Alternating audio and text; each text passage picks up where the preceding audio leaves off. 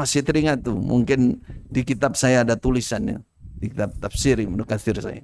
Ada tulisan saya. Ini adalah hadis yang agung. Ini perlu kamu hafalkan, perlu kamu pahami. Terus saya sadar waktu itu, ya Allah, selama ini saya dikemanakan ini sama tokoh-tokoh Islam jamaah ini. Ya saya pertama seakan menyalahkan, tapi habis itu ya bersyukur, alhamdulillah.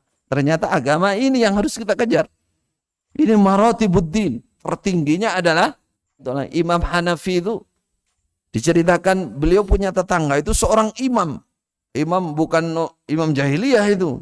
Itulah menurut imamnya Jokam. Imam Hanafi tokoh agama ahli. Dia punya tetangga tukang jahit sandal. Tapi hasil jahit sandal ini kerjanya tuh mabuk. Beli minuman, kalau malam mabuk. Kalau sudah mabuk, ya jogetan, sama nyanyi, sama bersyair. Dekatnya Imam Hanafi, jejer. Sehingga setiap malam Imam Hanafi itu terganggu dengan orang ini. Sehingga Imam Hanafi mendatangi gubernur di tempat itu. Tempat beliau ini. Bukan imam daerah. Nanti imam daerah ingat lagi yang lalu. Penguasa di tempat itu dia datang. Penguasanya takut kan dengan Imam Hanafi. Hormat, ada apa imam? Kenapa ada sini, ada sini? Datangnya Imam Hanafi untuk apa? Saya minta tolong tetangga saya keluarkan. Tetanggamu yang bakul, yang tukang jahit itu, yang senangannya mabuk itu. Nah, ibaratnya begitu. Itu Sayyidina Imam datang ke sini hanya untuk itu.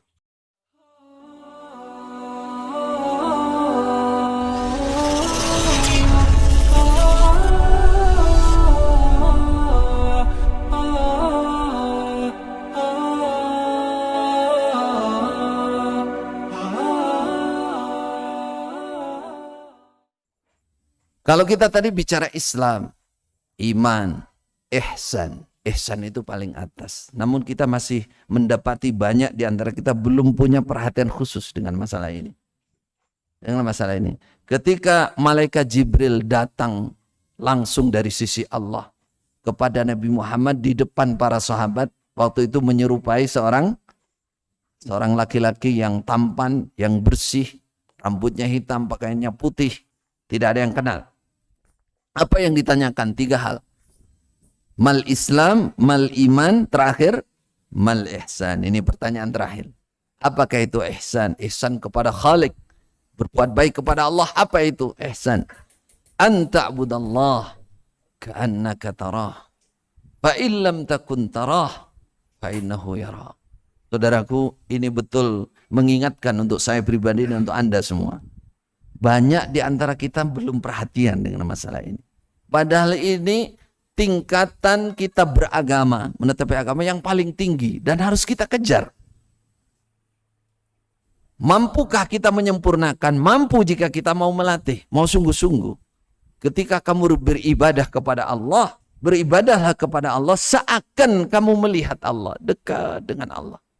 Hati, mata hati kita melihat al-muraqabatullah. Kalau kamu belum bisa, kata para ulama, tingkatan yang minimal dari ihsan itu adalah fa illam takun tara fa innahu yarak. Kamu merasa dilihat Allah. Ini berat saudara kalau nggak ada latihan. Apalagi kita yang banyak pergi, banyak bergaul, banyak susah. Ketika sholat misalkan, minimal kita merasa dilihat oleh Allah. Itulah ihsan. Dan ini sebenarnya bukan hanya masalah sholat ibadah yang mahdah. Ghairu mahdah pun kita melakukan seperti ini.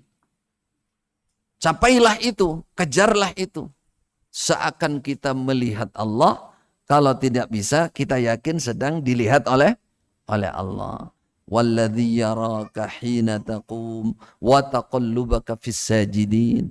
Allah melihat kamu ketika kamu berdiri dan naik turun sujud, itu dilihat oleh Allah. Pada saat itu munculkan ihsan, saudara. Ini contoh, karena ibadah sholat itu ibadah yang tertinggi. Ya Allah, kau lihat aku. Kalau disuarakan, tapi nggak boleh disuarakan. Ya Allah, lihatlah hambamu. Hambamu banyak kekurangan, hambamu perlu pengampunan. Hambamu dulu banyak menganiaya orang, dan seterusnya. Dalam sholat itu kita boleh melapor. Boleh kita mohon ampun. Rasulullah ketika baca ayat tentang surga, beliau minta, ya Allah berilah surga saya.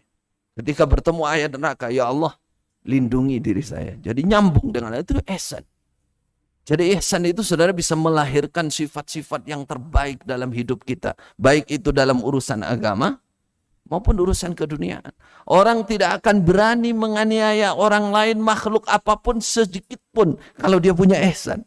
Dia merasa dilihat oleh Allah. Itu sifat ihsan. Ihsan kepada Allah tertinggi dalam agama ini kita kejar. Bagaimana Rasulullah Sallallahu Alaihi Wasallam bisa sholat ya sampai sujudnya seperti baca surah Al-Baqarah. Begitu juga para ulama.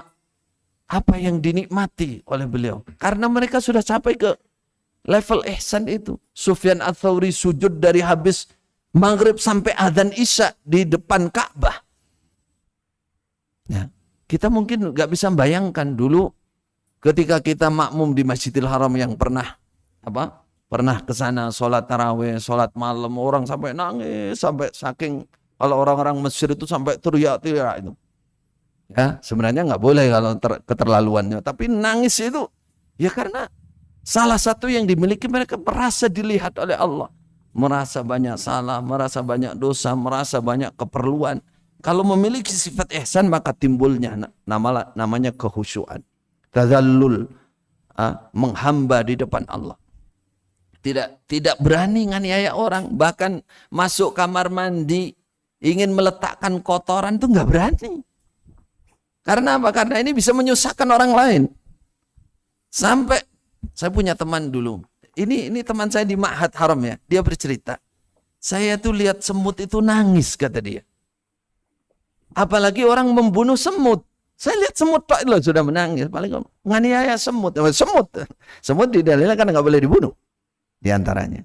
Coba maksud saya itu sampai segitunya orang kalau memiliki merasa dilihat oleh Allah, takut yang diingat dia akan berbuat yang terbaik. Akhlakul karimah akan muncul karena kita memiliki sifat ihsan kepada Allah Subhanahu wa taala. Selalu merasa dilihat oleh Allah. Balasannya saudara dalam ayat ini dalam riwayat ini diterangkan kan balasan ini penekanan ya. Penekanan tentang masalah 3 maratib dalam Islam. Ketika rajul tadi, malaikat tadi pergi ya dari tempat para sahabat. Khalifah Umar yang tanggap pertama kali. Ini kayaknya bukan orang biasa nih, dia cari. Khalifah Umar, siapa tadi? Baru dia kembali kepada Rasulullah. Ketemu Umar katanya. Ketemu Nabi. Apa kata Rasulullah? Hada Jibril ja'akum liyu'allimakum dinakum. Ini Jibril datang langsung di depan kalian untuk mengajarkan agama langsung kepada kalian. Jadi agama itu 3 itu intinya. Saya masih teringat sampai sekarang betapa kagetnya saya ketika Syekh kami bertiga dan yang lain itu. Beliau mengatakan hadza hadisun azim. Hadza hadisu Jibril. Ihfadhu wafhamu wa'malu. Kata beliau, saya masih teringat tuh, mungkin di kitab saya ada tulisannya, di kitab tafsir Ibnu Katsir saya. Ada tulisan saya. Ini adalah hadis yang agung. Ini perlu kamu hafalkan, perlu kamu pahami. Terus saya sadar waktu itu, ya Allah, selama ini saya dikemanakan ini sama tokoh-tokoh Islam jamaah ini. Ya saya pertama seakan menyalahkan, tapi habis itu ya bersyukur alhamdulillah. Ternyata agama ini yang harus kita kejar. Ini maratibuddin. Tertingginya adalah ihsan. Maka kita sempurnakan 2 ihsan kita ini baik kepada makhluk maupun kepada Allah Subhanahu wa taala. Wa ahsinu innallaha yuhibbul muhsinin seperti di atas tadi. Kemudian wallahu yuhibbul muhsinin. Innallaha ma'al ladzina taqaw wal ladzina hum muhsinun. Walladzina jahadu fina lanahdiyannahum subulana wa innallaha lama'al muhsinin. Ini. Jadi mungkin di antara kita bertanya bagaimana supaya kita bisa ikhtiar melatih diri supaya bisa memiliki ihsan. Yang pertama untuk kepada makhluk ya, kepada makhluk. Kita harus punya sifat pemaaf. Pertama, banyak memaafkan. Wal 'afina 'anil nas wal kadhimina al ghaidha wal 'afina 'anil nas. menyimpan rasa marah, kemudian mudah memaafkan orang lain. Itu yang pertama, melatih nanti untuk mencapai ihsan itu. Sehingga kalau hatinya sudah memiliki sifat yang ini, pemaaf, dia akan mudah, tidak susah untuk bergerak, berbuat baik untuk orang lain. Ya, berbuat baik untuk orang lain. Imam Hanafi itu diceritakan beliau punya tetangga itu seorang imam. Imam bukan imam jahiliyah itu. Itulah menurut imamnya Jokam. Imam Hanafi tokoh agama ahli. Dia punya tetangga tukang jahit sandal. Tapi hasil jahit sandal ini kerjanya tuh mabuk. Beli minuman, kalau malam mabuk. Kalau sudah mabuk, ya jogetan, sama nyanyi, sama bersyair. Dekatnya Imam Hanafi, jejer. Sehingga setiap malam Imam Hanafi itu terganggu dengan orang ini. Suatu saat, cerita singkatnya, dia ditangkap di penjara. Suatu malam Imam Hanafi kehilangan suara itu, suara gangguan itu. Loh, kok gak ada? Malam itu gak ada ning ndi. Akhirnya dia tanya kemana ini? Ditangkap polisi, masukkan penjara.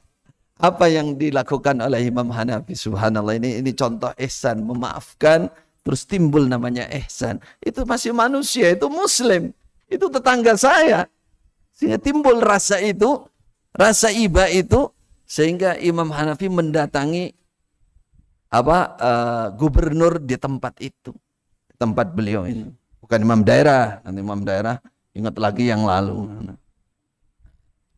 Penguasa di tempat itu dia datang. Penguasanya takut kan dengan Imam Hanafi, hormat, ada apa imam, kenapa ada sini, ada sini. Datangnya Imam Hanafi untuk apa? Saya minta tolong tetangga saya keluarkan. Tetanggamu yang bakul, yang tukang jahit itu, yang senangannya mabuk itu. Nah, ibaratnya begitu. Itu saya imam datang ke sini hanya untuk itu. Iya. Ya tolong tetangga saya ini, tolong keluarkan. Ya sudah, karena yang minta syafaat pertolongan Imam Hanafi, keluarkan langsung, ya sudah, bawa, silahkan. Nah, dari situlah menjadi pembuka bagi orang ini bertobat kepada Allah Subhanahu wa taala. Jadi lakukan itu saudara, kita coba ya. Kalau ihsan kepada Allah, ya kita harus banyak mengenal sifat-sifat Allah. Allah Maha mendengar, Allah Maha melihat, itu harus kita hayati. Wala ya'zumu anhu mithqalu dzarratin fis samawati wal ardh. Sebesar semut hitam kecil tidak ada yang lepas dari pandangan Allah. Wa ma takunu fi sya'nin wa ma tatlu minhu min Qur'anin wa la ta'malun min amalin illa kunna 'alaikum syuhudan id tufiduna fi. Kamu tidak berbuat apapun, kamu tidak baca Quran, kamu ada dalam kondisi apapun, Allah, kata Allah, aku menyaksikan langsung apa yang kamu perbuat itu.